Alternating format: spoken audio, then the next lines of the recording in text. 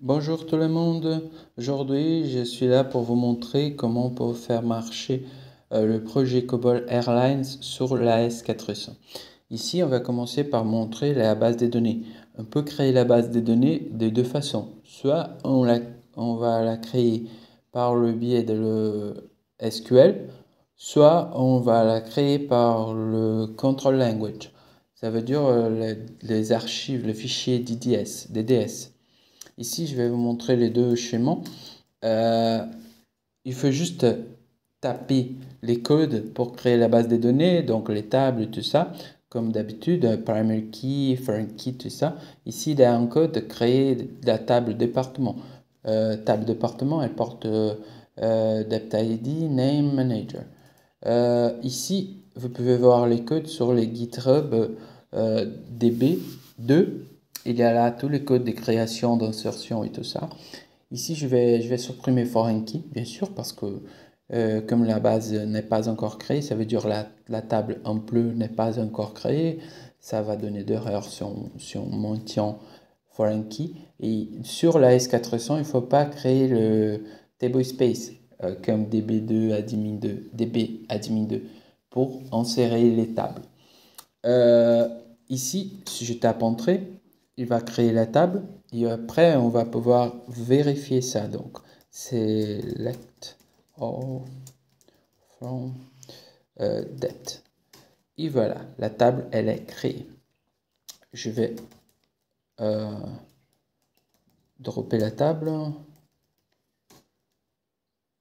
juste pour pouvoir la créer autrefois dans la deuxième manière. Ça veut dire sur les archives, sur les fichiers DDS.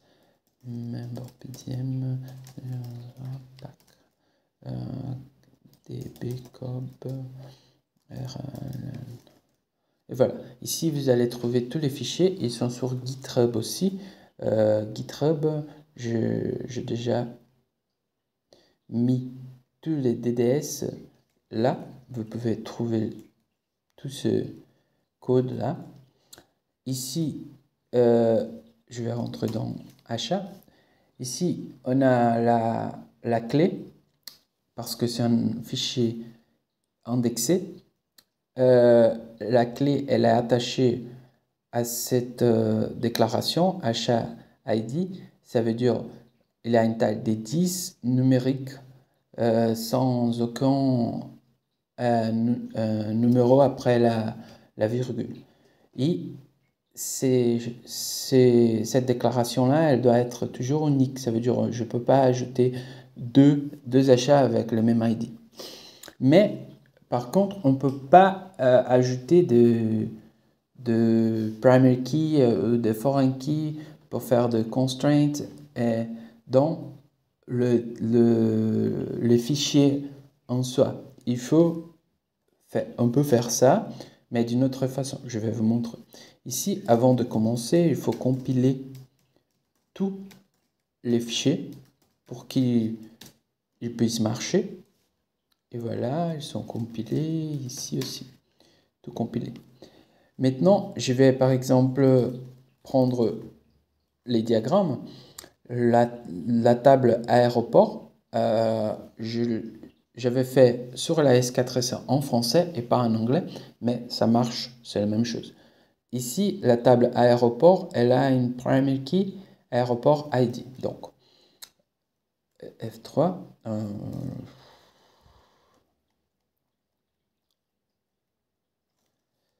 aéroport, aéroport ID. Qu'est-ce que je vais faire? Je vais ajouter une constante. Add fiscal file constraint. Ici, quel est le nom de fichier? C'est aéroport. Constraint, les types de la constrainte.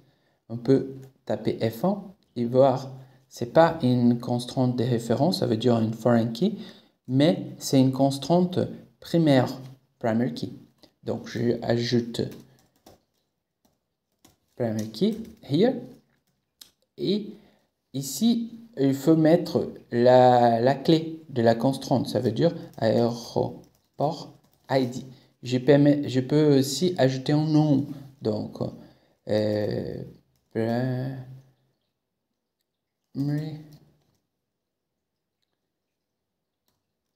qui aéroport ID. Donc, et voilà, c'est créé. On peut voir si ça a été bien créé par là. Et voilà, non, c'est pas par là, mais après, on ajoute ça. Mais ici, il n'y a pas une foreign key, juste une primary key. Donc, pour créer la foreign key, je peux utiliser la table, par exemple, vol. Il y a deux aéroports. Aéroport du départ, aéroport d'arrivée. Donc, sur la table vol, on va trouver air sortie, air arrivée. D'accord? Donc, je vais ajouter deux constantes là, vol.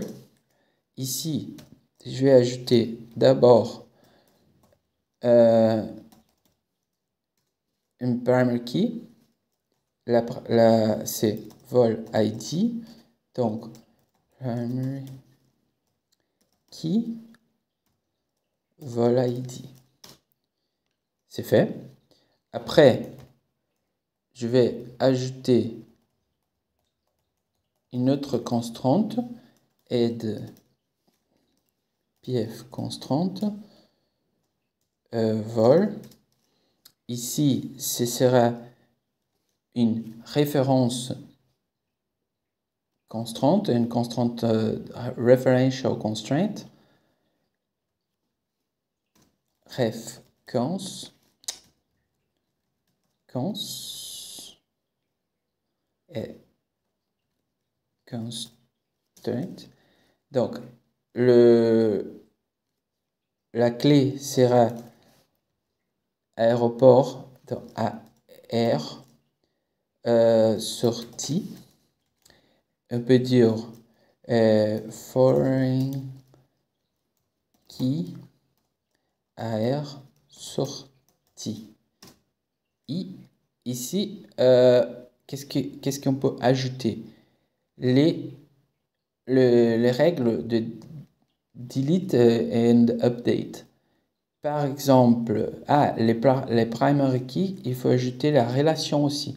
Donc, la primary key qu'elle sera attachée sera à aéroport ID de la table aéroport. Et ici, je vais ajouter restrict. Ça veut dire, je ne peux pas supprimer un aéroport dans la table vol sans avoir fait ça avant dans la table aéroport. On va retourner.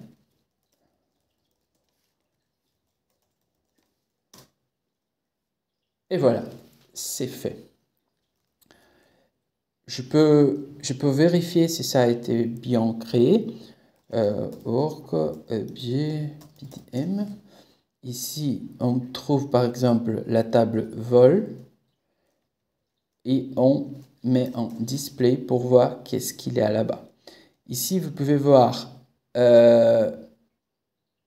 sur le fichier, il y a la clé primaire, le primary key, attachée au vol ID. Et après, il y a la clé étrangère, foreign key, attachée aéroport ID. Et par rapport à table vol, c'est la table qui envoie les informations, la clé, la foreign key, elle est air sortie. Ici, on peut finaliser cette relation de aéroport et vol en ajoutant une autre constrainte. Ça veut dire vol, ici, ref constraint, qui a R arrivé, foreign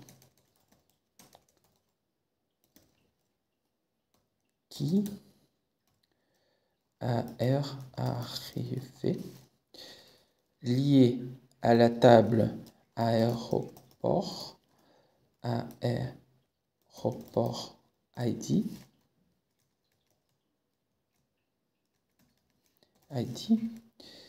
et la clé, pardon, je fais des bêtises, je vais refaire vol, ref constraint, ici AR arrivé, foreign qui AR arrivé, la table aéroport, la bibliothèque, on peut laisser comme ça, on peut ajouter DB, Cobb, Airlines. Après, la relation, la clé, c'est aéroport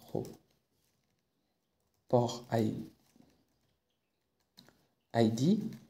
Et je vais mettre restrict. Je vais mettre restrict et ça va. C'est fait. Ah non, il n'a pas marché. Mais bon, il faut juste laisser la bibliothèque comme avant.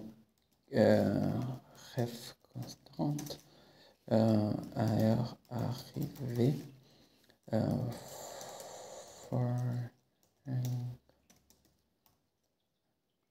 Qui AR arrivé. Aéroport. Aéroport IT. Et restrict. Bon, maintenant la constante a été créée. C'est ça. Il faut faire ça par toutes les tables. Ici, après créer Airplane, les primary keys d'Airplane, on peut faire la relation dans Airplane ID. La même chose pour Shift, équipage, achat, passager, billet, employé, département.